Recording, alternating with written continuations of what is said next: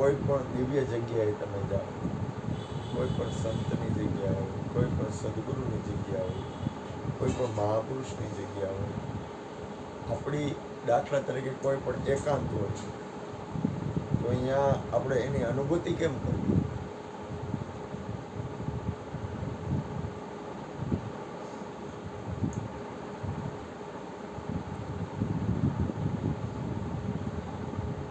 બધાને બોલવાનું છોડ. દાખલા તરીકે આ જગ્યા છે, અમે કૃષ્ણને બબુ છીએ, અમે કૃષ્ણને બબુ ન હોય, પછી દાખલા તરીકે આ જગ્યા હોય અને કોઈ આવે અને કોઈ ન હોય, તો એની અનુભૂતિ કેમ કરવી? આની અનુભૂતિ એટલે આ જગ્યાની અંદરની ચૈતન્યતાનો અનુભવ કેમ કરવો? કોઈ છે તો નહીં.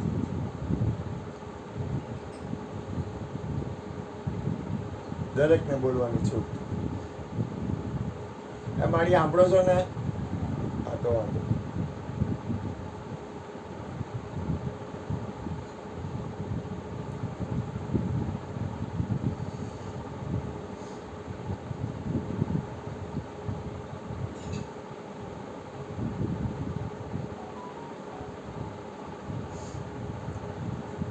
જેવું આવડે એવું ભૂપેનભાઈ, તમને જેવું આવડે એવું.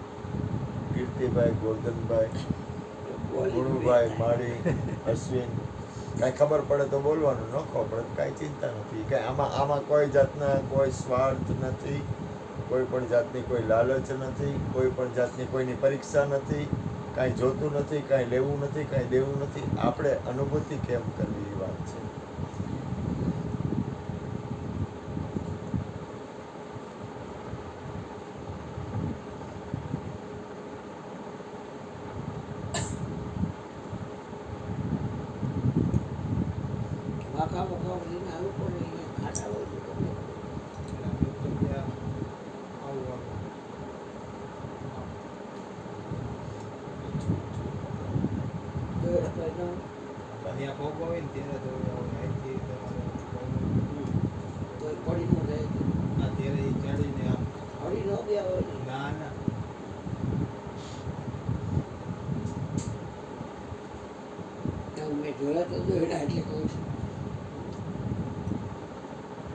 બોલો, કાંઈ પણ ઉતાવળ નથી, કાંઈ ચિંતા નથી, આપણે કાંઈ કામ નથી.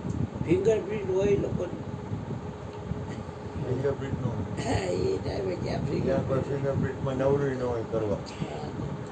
ફિંગરપ્રિન્ટ પકડીને શું કરી લેવાનું? ત્યાં તો કાંઈ છે નહીં, કાંઈ ખબર લઈ જાય છે.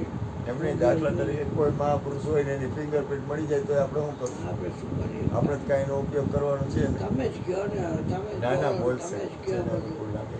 હા, તમે જ દઈ દો જવાબ એટલે વાત થાય પૂરી.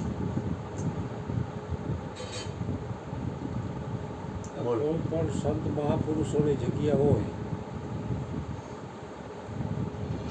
ત્યાં